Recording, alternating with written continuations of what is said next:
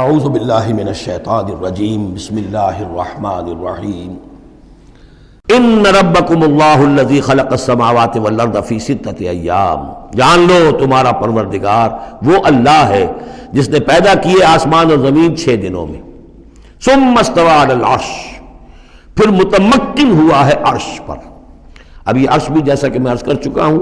یہ بھی آیات متشابہات میں سے ہے، اس کی کوئی حقیقت بھی ہو سکتی ہے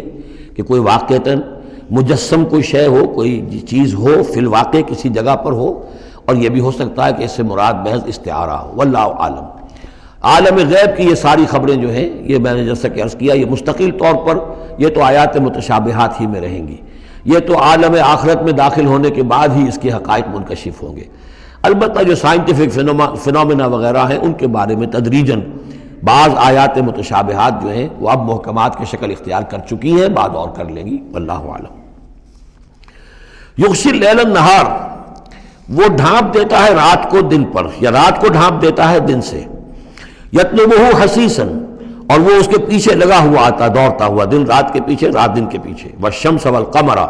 اور سورج کو پیدا کیا اس نے اور چاند کو، والنجوم، اور ستاروں کو، مسخرات بامرہ، اور یہ سب کے سب اس کے حکم سے اپنے اپنے کاموں میں لگے ہوئے ہیں، مسخر ہیں، جو بھی قاعدہ قانون ہے اس کی اطاعت کر رہے ہیں۔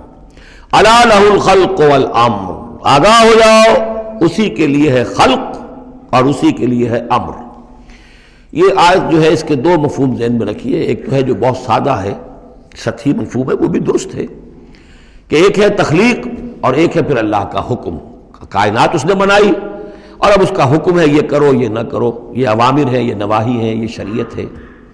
لیکن اس کا ایک گہرا مفہوم بھی ہے کہ اصل میں کریشن جو ہے اس کائنات میں 2 سطح پر ہوئی ہے، ایک عالم امر ہے ایک عالم خلق ہے۔ عالم امر میں صرف کریشن ایکس نہیلو ہوتی ہے، عدم محض سے تخلیق، اور اس میں ٹائم فیکٹر بالکل نہیں ہوتا، کن فیکون، کوئی ٹائم فیکٹر نہیں، بغیر کسی مادے کے، بغیر کسی پری ایگزسٹنگ شے کے کچھ پیدا کر دینا اور اس میں کسی ٹائم فیکٹر کا نہ ہونا، یہ عالم امر کے خواص ہے۔ عالم خلق میں کسی شے سے دوسری شے بنتی ہے اور اس کے بعد اس میں ٹائم لازمن ہے۔ انسان ہے 9 مہینے رحم مادر کے اندر وہ بچہ رہے گا، 8 مہینے رہے 7 مہینے رہے، بہرحال اسے وقت لگے گا۔ آم کی گٹھلی ہے، اس آم کی گٹھلی کو درخت بننے میں کئی سال لگیں گے۔ آسمان اور زمین کی تخلیق ہوئی ہے 6 دنوں میں، ہمیشہ یہ اس کا ذکر ہوگا، اور ظاہر بات ہے 6 دن وہ ہمارے دن تو نہیں ہے، قرآن مجید میں تو کہہ دیا گیا اللہ کا ایک دن 1000 برس کا بھی ہے، ایک دن 50,000 برس کا بھی ہے، یہ ملینمز بھی ہو سکتے ہیں۔ تو اللہ تعالیٰ نے بنایا ہے آسمان اور زمین کو 6 دنوں میں، تاحال یہ 6 دن ہمارے لیے یہ بھی آیات متشابہات میں سے ہے،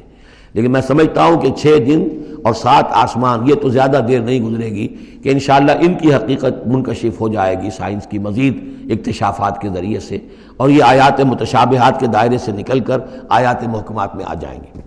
لیکن یہ کہ اصل بات جو ہے وہ یہ ہے کہ خلق اور امر، اب امر، عالم امر سے متعلق نوٹ کر لیجئے صرف 3 چیزیں ہیں، ارواح انسانی، روحم من امرنا، یسألونک عن الروح قل الروح من امر ربی، ملائکہ عالم امر کی شے ہیں اور وہی عالم امر کی شے ہے۔ 3 چیزیں ہیں جن کا تعلق عالم امر سے ہے، لہذا فرشتے کے یہاں سے لے کے اور 7ویں آسمان تک جانے میں کوئی ٹائم نہیں لگ سکتا۔ اسی طرح روح انسانی بھی یہاں سے لے کر 7ویں آسمان تک جا سکتی ہے بغیر کسی وقت کے۔ روح انسانی کا بھی وہی معاملہ ہے جو فرشتے کا ہے،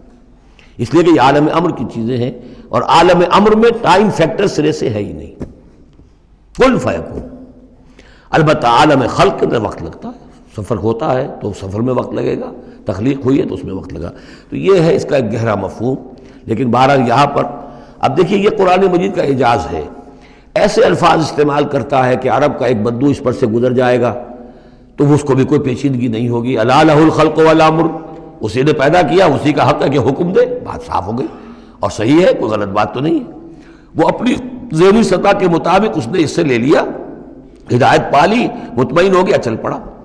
لیکن یہ کہ کوئی شخص فلسفی ہے، حکیم ہے، دانا ہے، وہ غور کرتا ہے، وہ دیکھتا ہے امر کا لفظ قرآن میں کہاں کہاں آیا ہے، کس معنی میں آیا ہے، کس کس جگہ پر آیا ہے، ان کو جوڑتا ہے، جوڑ کر نتیجے نکالتا ہے، تو معلوم ہوتا ہے کہ یہ تو دو بالکل ڈسٹنکٹ عالم ہیں ایک دوسرے سے،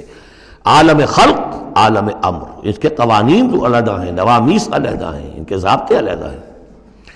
تبارک اللہ رب العالمین، بہت بابرکت ہے اللہ جو کہ تمام جہانوں کا رب ہے۔ صدق اللہ العظیم۔